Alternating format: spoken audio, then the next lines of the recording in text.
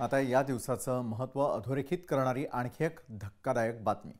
राजधानी दिल्लीमध्ये 16 डिसेंबर 2012च्या रात्री चालत्या बसमध्ये एका विद्यार्थिनीसोबत क्रूरतेच्या सर्व मर्यादा ओलांडल्या गेल्या। बसमध्ये 6 जणांनी तिच्यावर बलात्कार केला। नंतर तिला अर्धमेल्या अवस्थेत रस्त्याच्या कडेला फेकून दिलं आणि आरोपींनी तिथून पळ काढला।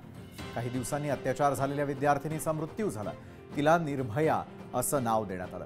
निर्भयाच्या एका गुन्हेगारानं आत्महत्या केली तर मार्च 2020 मध्ये चौघांना फाशी देण्यात आली। तर आरोपींमध्ये एका अल्पवयीन मुलाचाही समावेश होता। तो 3 वर्षांचा कारावास भोगून आता बाहेर आला होता। निर्भयाच्या घटनेनं संपूर्ण देश हादरला। संपूर्ण देशभरात प्रचंड निदर्शनं झाली। या घोटाळ्यानंतर या सरकारला कायद्यामध्ये बदल करावा लागला आणि बलात्कारासाठी कठोर शिक्षेची तरतूद करण्यात आली। आज निर्भया प्रकरणाला 12 वर्ष झालेली आहेत। मात्र कठोर कायदे असूनही आपल्या देशात बलात्काराच्या घटना कमी होत नसल्याचं दिसतंय। हे NCRBच्या आकडेवारीवरून देखील स्पष्ट होताना दिसतंय। गुन्ह्यांमध्ये केवळ बलात्कारच नव्हे तर विनयभंग, हुंडाबळी, अपहरण, तस्करी, ॲसिड हल्ला यांसारख्या गुन्ह्यांचा समावेश आहे। दरम्यान NCRBच्या अहवालानुसार संपूर्ण देशभरात वाढणाऱ्या महिलांसंदर्भातील गुन्ह्यांच्या आकडेवारीवरती एक नजर टाकूयात, जी खरोखर धक्कादायक आकडेवारी आहे। तर अत्याचाराच्या घटनेमध्ये कशा प्रकारे वाढ होत गेलेली आहे, NCRBने दिलेली ही संपूर्ण आकडेवारी आहे। तुमचं लक्ष या आकडेवारीकडे निश्चितपणे असू द्या। साल 2009 साली 21,397 घटना होत्या, तर त्यानंतर 2010ला 22,172 इतकी ती आकडेवारी वाढत गेली। हळूहळू 2014 आणि 15 याची जर आपण आकडेवारी पाहिली तर सातत्याने ती चढी होती।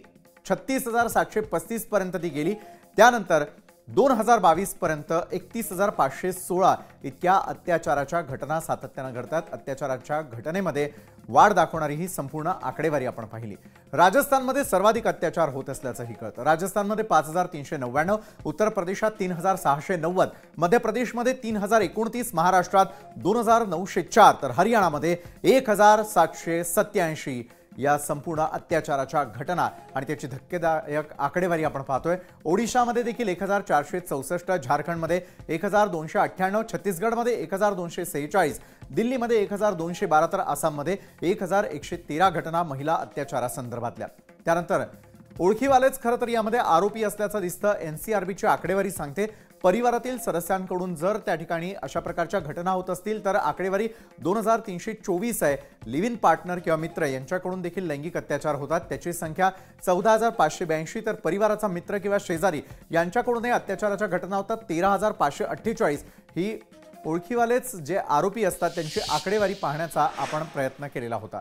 आणि या आकडेवारी संदर्भामध्ये अधिक चर्चा करण्यासाठी आज आपल्यासोबत जोडले गेलेले आहेत माजी IAS अधिकारी आणि कायदेतज्ञ संजय अपरांती आपल्यासोबत आहेत। संजयजी, निर्भया हत्याकांडानंतर कायदा कठोर करण्याची भाषा करण्यात आली, मात्र NCRBचे जे आकडे आत्ताच आपण आपल्या प्रेक्षकांना दाखवले ते आश्चर्यचकित करणारे आहेत। अगदी बरोबर।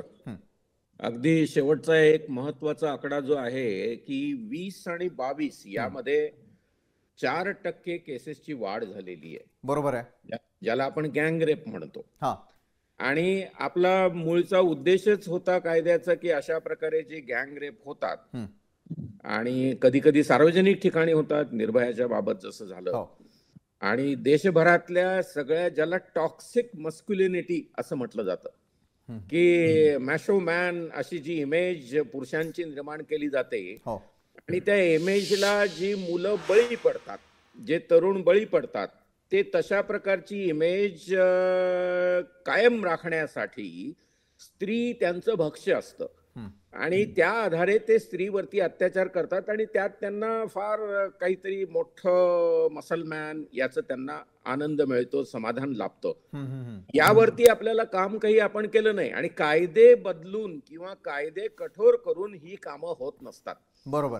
त्याच्यानंतरचा एक अतिशय सोपा टप्पा जो राजकीय नेतृत्वाने घेतलेला आहे ते पोलिसांना इन्स्ट्रक्शन्स देतात की अशा प्रकारची घटना जी घडलेली आहे, मग यात आपण बँगलोरची घटना घेऊ शकतो, आपल्याकडची जी घटना घडली बदलापूरची, अशा घटनांमध्ये एन्काउंटर केलं जातं। या एन्काउंटरला माझा पूर्णतः विरोध आहे, कारण हा शॉर्टकट आहे आणि हे एक्स्ट्रा ज्युडिशियल किलिंग आहे। यामध्ये असंही घडू शकतं की काही राजकीय व्यक्तिमत्वांनी स्वतःला सेफ करण्यासाठी हे एन्काउंटर करवून घेतलेलं असतं आणि त्याच्या आधारे खरे आरोपी निर्दोष राहतात, सुटून जातात.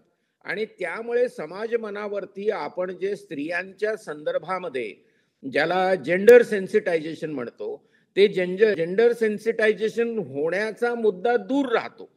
जर जेंडर सेन्सिटायझेशन झालं नाही तर मुलांमध्ये ही भावना, स्त्रीविषयी आदराची भावना, स्त्रीविषयी करुणेची भावना किंवा स्त्रीविषयी ती समान आहे, आपल्या सोबत आहे, liberty, equality, fraternity, social justice हे आपलं बेसिक टेनेट्स जे राज्यघटनेचे आहेत, त्या संदर्भामध्ये या तरुणांनी विचार करण्याचं दूर राहतं आणि ह्या एन्काउंटरने तो विषय संपतो.